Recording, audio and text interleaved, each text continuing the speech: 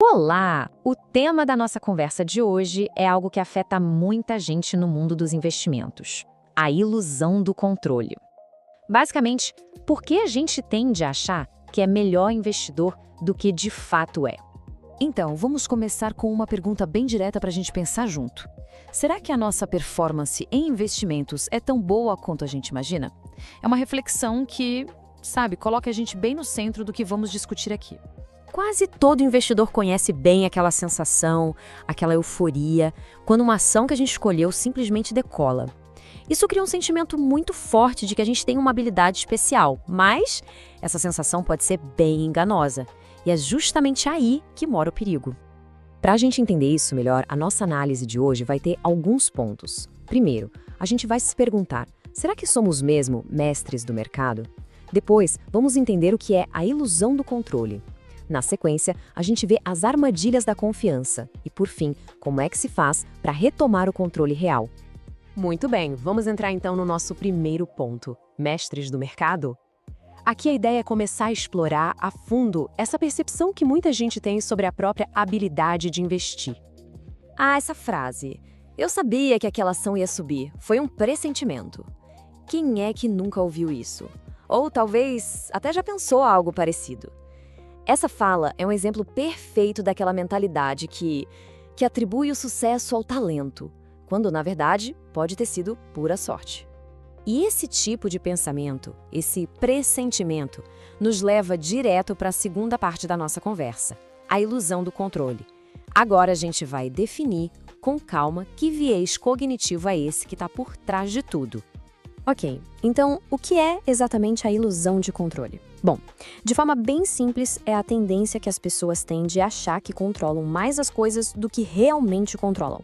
Isso acontece mesmo quando os eventos são bem aleatórios, sabe? Ou quando o acaso tem um papel gigante. É um conceito-chave para a gente entender o comportamento nos investimentos. Mas por que será que isso acontece? É que esse viés, ele vem de um desejo muito humano, muito natural. O desejo de ter agência. É aquela vontade de acreditar que as nossas ações são a causa direta dos resultados. É a nossa necessidade de sentir que estamos no comando. Certo, já entendemos a psicologia por trás disso. Agora, e as consequências? Vamos para a terceira seção, as armadilhas da confiança. Aqui a gente vai ver qual é o custo real de superestimar as nossas próprias habilidades no mercado. Essa tal ilusão de controle, ela acaba levando a uma série de erros bem comuns. Por exemplo, negociar demais o tempo todo, fazer uma diversificação que não é muito boa, ou então segurar aquele investimento que só dá prejuízo por tempo demais, na esperança de que ele vire. Outro clássico, sair correndo atrás de dicas quentes. E claro, um dos mais perigosos, ignorar sinais de alerta bem claros. No fim das contas, são todas atitudes que parecem ativas, controladas, mas que na prática só aumentam o risco. E aqui nesse quadro, o contraste fica bem nítido. Olha só, de um lado tem um investidor que age movido pela ilusão. Ele foca em prever o futuro, reage a qualquer notícia, a qualquer ruído do mercado. Ele quer, no fundo, controlar o que não dá para controlar. Já do outro lado, temos um investidor disciplinado. O foco dele é no processo, em seguir um plano de longo prazo, e o controle que ele busca é sobre o próprio comportamento. A diferença é enorme. Tá bem, então como é que a gente faz para evitar cair nessas armadilhas? Isso nos leva à nossa última sessão, retomando o controle real. A ideia aqui é bem simples, mudar o foco para aquilo que realmente importa.